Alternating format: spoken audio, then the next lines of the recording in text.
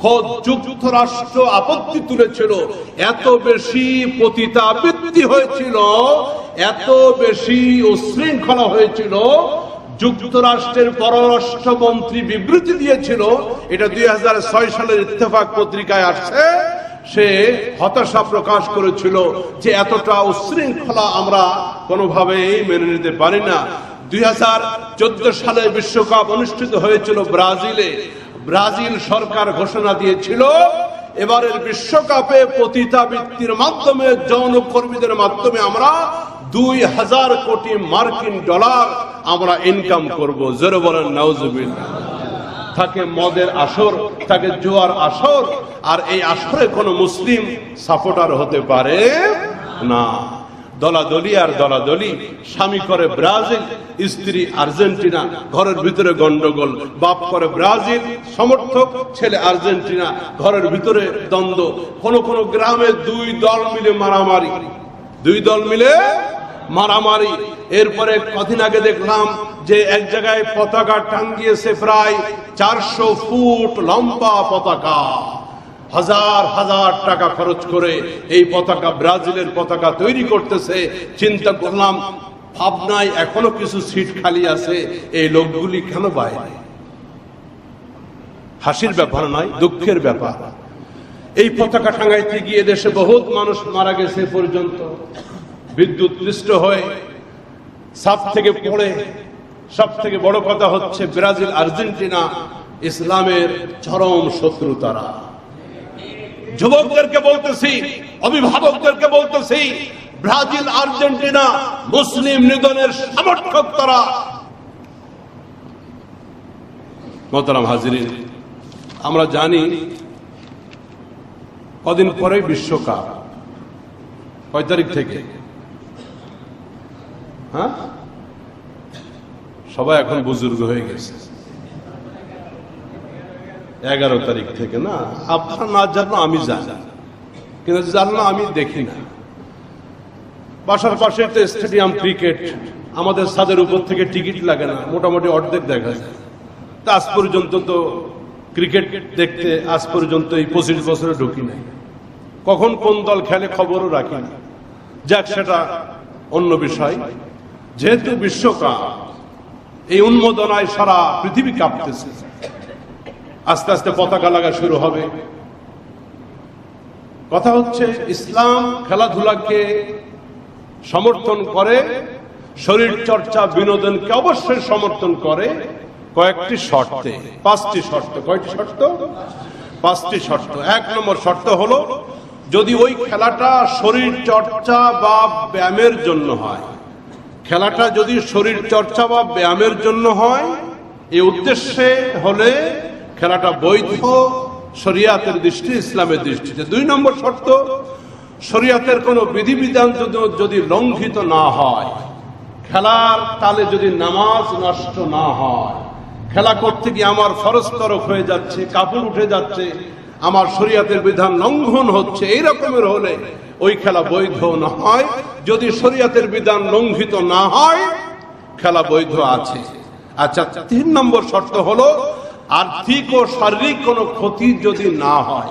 কোন খেলা খেলতে গিয়ে আর্থিক এবং শারীরিক কোনো ক্ষতি যদি না হয়, ইসলাম বলে হ্যাঁ, এই খেলাটা ফুটবল হোক, খেলাটা ক্রিকেট হোক, খেলাটা কোনো হাডুডু হোক, যাই হোক না কেন, শারীরিক কোনো ক্ষতি হবে না, আর্থিক কোনো ক্ষতি হবে না, শরীয়তের কোনো বিধান লঙ্ঘিত হবে না, হ্যাঁ, তাহলে এটা বৈধ আছে। 4র্থ শর্ত হলো, খেলাধুলাকে পেশা হিসেবে গ্রহণ করা যাবে না।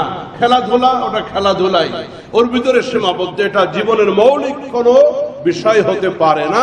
4র্থ শর্ত। 5ম শর্ত, খেলাধুলার ভিতরে বাজি বা জুয়ার কোনো সম্পর্ক থাকতে পারবে না। এই 5টি শর্ত সাপেক্ষে ইসলাম ও শরিয়াতে খেলাধুলা বৈধ। এবার আসেন, বিশ্বকাপের ভিতরে বেহায়াপনা, অনৈতিকতা, মদ, জুয়া, পতিতাবৃত্তি আছে না নাই? 2006 সালে যে বিশ্বকাপ অনুষ্ঠিত হলো, খোদ যুক্তরাষ্ট্র আপত্তি তুলেছিল, এত বেশি পতিতাবৃত্তি হয়েছিল, এত বেশি উশৃঙ্খলা হয়েছিল, যুক্তরাষ্ট্রের পররাষ্ট্রমন্ত্রী বিবৃতি দিয়েছিল, এটা 2006 সালের ইত্তেফাক পত্রিকায় আসছে। সে হতাশা প্রকাশ করেছিল যে এতটা উচ্ছৃঙ্খলা আমরা কোনোভাবেই মেনে নিতে পারি না। 2014 সালে বিশ্বকাপ অনুষ্ঠিত হয়েছিল ব্রাজিলে। ব্রাজিল সরকার ঘোষণা দিয়েছিল এবারের বিশ্বকাপে পতিতাবৃত্তির মাধ্যমে, যৌন কর্মীদের মাধ্যমে আমরা 2000 কোটি মার্কিন ডলার আমরা ইনকাম করব। জোরে বলেন নাউজুবিল্লাহ। থাকে মদের আসর, থাকে জুয়ার আসর, আর এই আসরে কোনো মুসলিম সাপোর্টার হতে পারে না। দলাদলি আর দলাদলি, স্বামী করে ব্রাজিল, স্ত্রী আর্জেন্টিনা, ঘরের ভিতরে গন্ডগোল, বাপ করে ব্রাজিল সমর্থক, ছেলে আর্জেন্টিনা, ঘরের ভিতরে দ্বন্দ্ব। কোন কোন গ্রামে দুই দল মিলে মারামারি, দুই দল মিলে মারামারি। এরপরে কদিন আগে দেখলাম যে এক জায়গায় পতাকা টাঙ্গিয়েছে, প্রায় 400 ফুট লম্বা পতাকা, হাজার হাজার টাকা খরচ করে এই পতাকা, ব্রাজিলের পতাকা তৈরি করতেছে। চিন্তা করলাম, ভাবনায় এখনো কিছু সিট খালি আছে, এই লোকগুলি কেন বাইরে? হাসির ব্যাপার নয়, দুঃখের ব্যাপার। এই পতাকা টাঙ্গাইতে গিয়ে দেশে বহুত মানুষ মারা গেছে পর্যন্ত, বিদ্যুৎ পৃষ্ঠ হয়ে, ছাদ থেকে পড়ে। সব থেকে বড় কথা হচ্ছে ব্রাজিল আর্জেন্টিনা ইসলামের চরম শত্রু তারা। যুবকদেরকে বলতেছি, অভিভাবকদেরকে বলতেছি, ব্রাজিল আর্জেন্টিনা মুসলিম নিধনের সমর্থক তারা, গুড়িয়ে দেওয়ার পক্ষে তারা। এই মেসি বলেন, আর্জেন্টিনার যেই বলেন, ব্রাজিলের যেই বলেন না কেন, একজন মুসলিম হিসেবে অন্ধভক্ত হয়ে তাদের সাপোর্টার তুমি হতে পারো না, কারণ তুমি তো মুসলমান।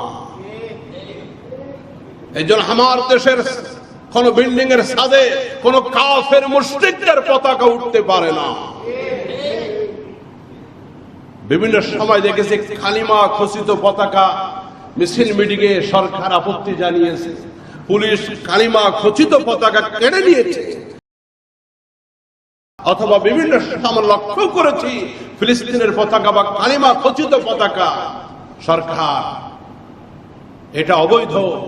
কোন ভিন রাষ্ট্রের পতাকা একটি স্বাধীন রাষ্ট্রে উড়বে, এটা রাষ্ট্রীয় ভাবেও সাংবিধানিক নয়, এটি অসাংবিধানিক, এটা অবৈধ। এই জন্য রাষ্ট্রীয় বিধানগুলি আমি পরে ব্যক্তিগতভাবে, আমরা সকলেই মুসলমান, এত উন্মাদন আমরা হব না। তাদের সাথে সাপোর্ট করতে গিয়ে আমার ঈমান নষ্ট হয়, যেহেতু তার ভিতরে পাপে লিপ্ত, পাপে ভরা এই বিশ্বকাপ। এই জন্য একজন মুসলিম হিসেবে আমি আমার আদর্শকে জলাঞ্জলি দিতে পারি না, আমার ইসলামকে আমি বৃদ্ধাঙ্গুলি দেখাইতে পারি না।